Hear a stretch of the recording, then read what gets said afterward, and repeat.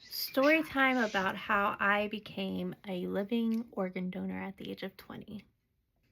I'm not sure if I've ever told this story on here. Maybe, maybe not. Maybe in like a little snippet, but I feel like I should introduce myself and give you some more information about my life. A little backstory about me. I am the youngest of 4 kids. My oldest sister is 13 years older than me. My brother is 9 years older than me. And my other sister is 3 years younger than me. Older than me, not younger. Anyway, so when my sister that is 3 years older than me was 21, I was about 18. She got sick and was hospitalized, and that's where we found out that her kidneys were failing. We had no idea she was sick this entire time. She was a healthy child growing up slightly. She had some like ear problems and hernias when she was a baby, but other than that, healthy. She played softball for like most of her life. So we never would have thought something was going on with her. So, probably within the next year or two after we found out her diagnosis, she started seeing nephrologists. They put her on dialysis. And while she was on dialysis, my oldest sister and I both got tested to try to be kidney donors for her. At the time, my sister who was sick was 23 and I was 20. I was brand new 20, hadn't even turned 21 yet. Crazy. I was in community college doing my basics because I didn't know what I wanted to do, and I was a supervisor at a movie theater who worked 80 hours a week because, again, I had nothing better to do, obviously. So about 3 or 4 months into my sister doing dialysis, as I said, my sister and I got tested. We were both a match, but I was the perfect match because the doctor said her and I were basically twins based on like blood and tissue testing. I'm guessing because we were the closest in age, but who knows how science works. So then on May 15th, 2008, was when we had our surgery. I donated my left kidney to my sister. It was about a 6-hour procedure. Of course, I went in first, and then they took her in.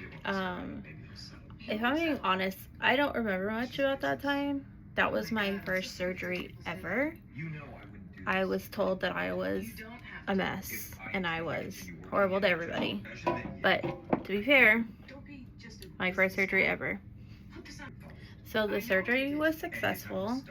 When we got out of surgery, my sister was in the ICU, and I was in a regular room. And then they put us in rooms side by side when they took her out of the ICU when she was good to go. When she first came out of surgery and they started giving her anti-rejection medications, she was taking 40 pills on the first day, which is insane to think about, but there's so much maintenance when it comes to keeping the kidney alive and well that we're not even aware of. But everything came out good. I was the worst person to exist in that time period because I didn't want to eat. I was really depressed and sad, and I wanted to be left alone. Well, turns out this might be TMI, but at some point after the surgery, I started my period. So I was PMSing really bad, and they thought they literally did something wrong in my surgery, and they were doing CTs and whatnot because they were like, what's wrong with this girl? She should not be like this. She's a normal, healthy girl. And I skipped all the processes I went through before I donated. Let me go over that. So what they make you do, they do a bunch of blood tests, tissue tests to see if you're a match. And then once you do decide to donate, they are going to have you go through psychological testing to make sure that you are doing this on your own free will and nobody is forcing you to do this. The psychologist did an interview with me, and they also gave me the MMPI, which is a 500 question personality test. So that's insane. But they wanted to make sure, because I was so young, they didn't want me to feel like I was doing it because my family was making me, but because I wanted to on my own free will, which I did, because my sister was young, I was young, and I was like, this is gonna be her best shot because she still has so much life to live and she deserves to live it. So if I could help her, I was gonna do it. Now here we are 18 years later. She has lived a great life so far. My nephew was born a year after we had our surgery. We've had pets. We've had niece having a son and then twins. Like, our family has expanded since then. It's amazing. But at this point in her life, her kidney is not functioning the way the doctors want it to anymore. So her doctors are now recommending that she go back on dialysis, and she just applied to be put back on the kidney transplant list. I made an Instagram post and posted it on my Facebook, and so many people have reshared it and reposted it, and I totally appreciate it. But I put it out there to see if anybody would be willing to get tested that wants to donate. They can just let us know. But that's where we're at right now. We are starting all over again as we did 20 years ago when she first got sick. But luckily, we know the process. We know what she has to go through and what we have to go through. I personally cannot donate again because obviously I only have one kidney. Can't give the other one away as much as I would love to.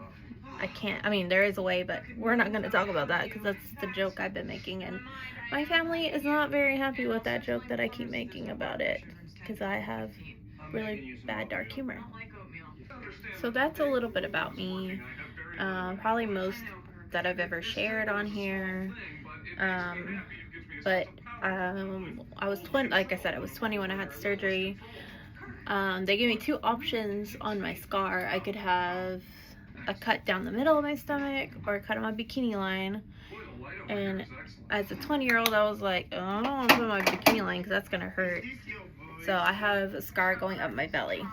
So fun times for me. But you know what? I carry it well, and I live with it, and that's a story I love to tell people about how I got my scar.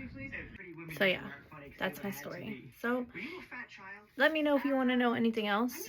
If you also want to try to get tested and you live in Texas, we live in the Dallas area, let us know and we will greatly appreciate it. Or if you know somebody that wants to. Yeah, so reach out to us. Thanks. Have a great day.